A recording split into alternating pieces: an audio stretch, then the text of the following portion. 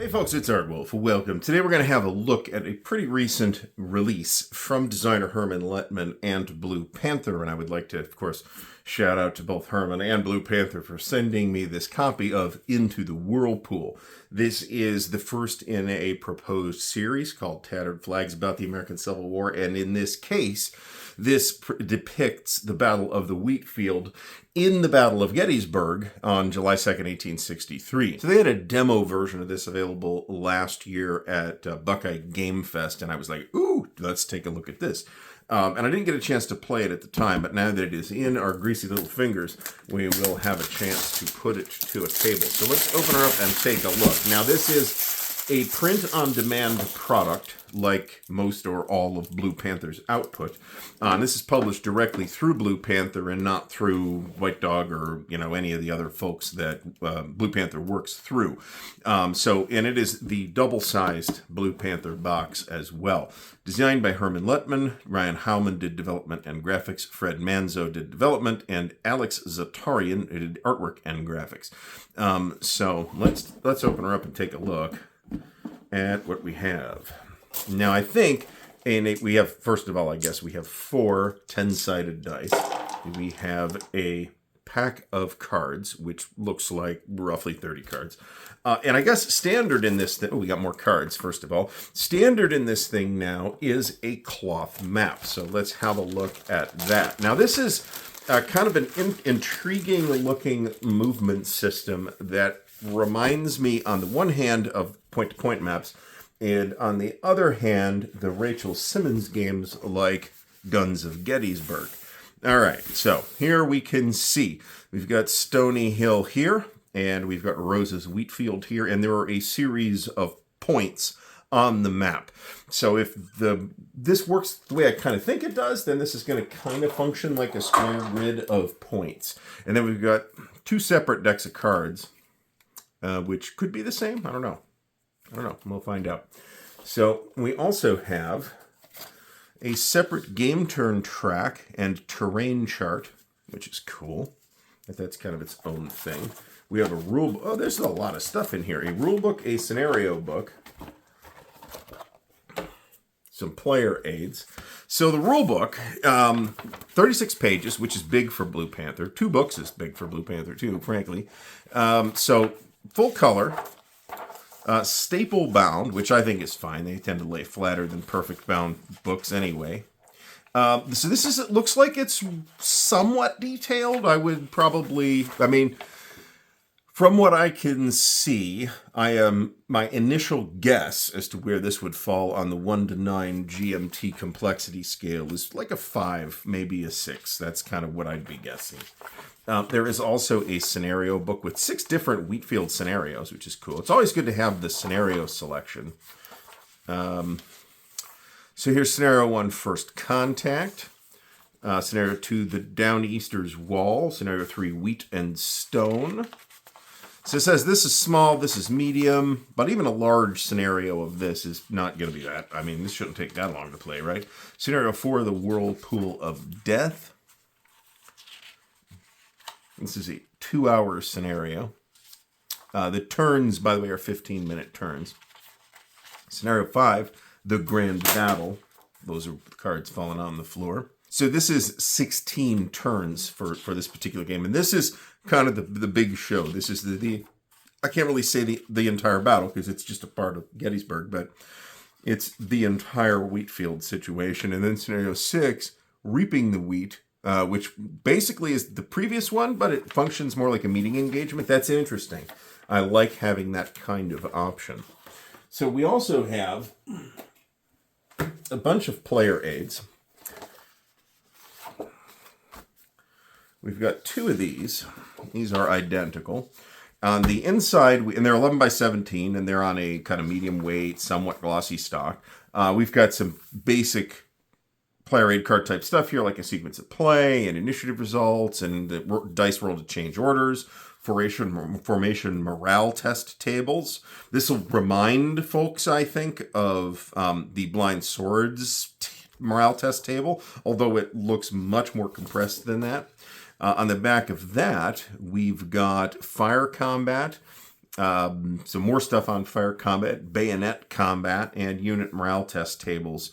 Is that the same table? That looks like a slightly different table. This is unit morale test. This is formation morale test. That's okay. That's interesting that there's a distinction there. That's quite intriguing. Okay, so 2-player aid cards. This is a full-featured production, I think. And what's this? Oh, look at this. Are these supposed to be individual scenario maps? Because you could kind of do it that way. Or are these just like, these are setup cards. That's what these are. All right, so here's a scenario 1, First Contact. 2 of them, and remember there's 5 scenarios. Scenario 5, the Bloody Wheatfield, which is the big thing. And then these are double-sided. This one's single-sided. So each scenario gets a setup card, which I also appreciate. I find that that kind of thing helps expedite setup. Some others might feel differently about it. And then we have what I think is maybe my largest number of counters ever out of a Blue Panther game. You can see that there's a lot here. I don't know what unit sizes these are, but they could actually be companies. This feels really big for these to be regiments, let me put it that way. Battalions, perhaps, something like that. So you'll notice here, I am going to punch a couple of these. You'll notice here that the units are rectangular while a lot of the markers are square. At roughly 5/8 inch. Looks like there's a little bit of a registration issue, but only really with half of this particular sheet. And even the back looks like it's got a little registration issue too, but it's like not as bad. I don't think it's misregistered to the point where it's going to be an actual problem, however, unlike some other games that I've recently received. So we've got some what appear to be these are leaders or square counters as well, and like just a ton of units. And the counters are pretty cool. They're rectangular. They're roughly 1/2 inch by 1 inch, and they're pre-rounded. And this just popped right out with nary a trace of center nib or anything like that, which is something that I normally observe out of the Blue Panther process, but maybe they have refined it to such a degree that that's not necessary. So we've got basically 2.5 counter sheets here, one of just all units, one of the leaders and markers, and one of half of a sheet, more or less, of additional markers and additional Confederate units. So there's a lot here. And I'd have to kind of compare this to the actual order of battle to figure out what the unit scale is, unless it actually says in the book, which frankly it probably does. So this is very nice production.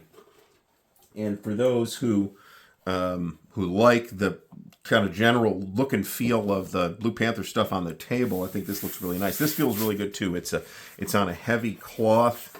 It's got kind of a rather nice feel to it. And I'm pretty sure that Steve said that, at least with this particular game, that the cloth map now comes standard. I will put a link to the product page on the Blue Panther website for this. We are going to still take a look at the cards, but I want to put everything else away so it's not all just laying around loose. And we might have a visitation here. So there were 2 decks of these cards. It looks like it's one big deck, really. Because, you see, it's... She just tried to jump on the table. Yeah, it says 40 cards, so I'm reasonably sure that that these are supposed to be just basically the same deck in 2 piles. But they might actually be identical, right? Or at least pretty similar. There's definitely nothing different here. This is giving me distinct activation in the style of Blind Swords vibes, which is not hugely surprising, of course. I think the best way to deal with these cards is going to be to put them in a Ziploc bag, which I happen to have handy. So all the cards look like the backs are the same. So I'm going to take this as just being one big deck. But we've got various battle cards. that do various things like inflict fatigue, or you have second in command, perceived enemy activity. And then we've got these, which look like the actual activations to me. Here's Satine. She would like to say hello. McClaws issues orders. Longstreet directs the attack. The Rebel yell. And then... so these are basically multifunctional, right? So take a look at... So McClaws issues orders. Caldwell issues orders. And then the Rebel yell on one side and hold the line on the other. Do not... There you go. She's rubbing against the tripod that's holding the camera, and that's going to create problems. So, Rebel Yell and Hold the Line. So, each of these type of cards are definitely multifunctional for either side. You'll see Sickles directs the defense. That'll go well, since Sickles put these Union boys in this pickle in the first place.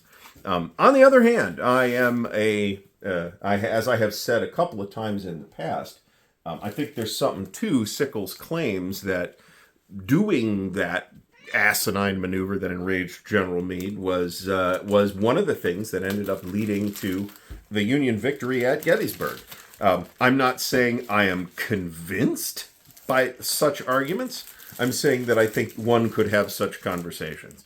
All right, so let's get her out of here, and we're going to need a larger bag for the cards, but we'll make do with that for now. And then the dice go back in the box. I'll throw these little plastic bobs away.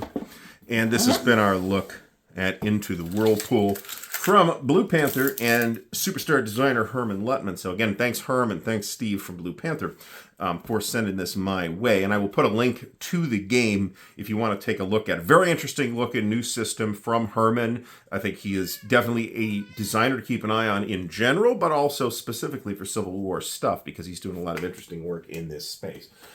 So check it out. Into the Whirlpool from Blue Panther. Massive thanks to the patrons of Ardwulf's Lair, whose support and encouragement make what we do at Ardwulf's Lair possible. Thank you, patrons. Links to help support the channel are in the video description, so check out the Patreon, the Ko-Fi, and the merch store, where you can get snazzy Ardwulf's Lair t-shirts, drinking vessels, and other cool swag. There is also an affiliate link for Noble Knight Games in the video description. If you buy stuff through that affiliate link, it helps to support the channel with Noble Knight store credit. Thank you, Noble Knight. Until next time, thanks for watching, and happy gaming.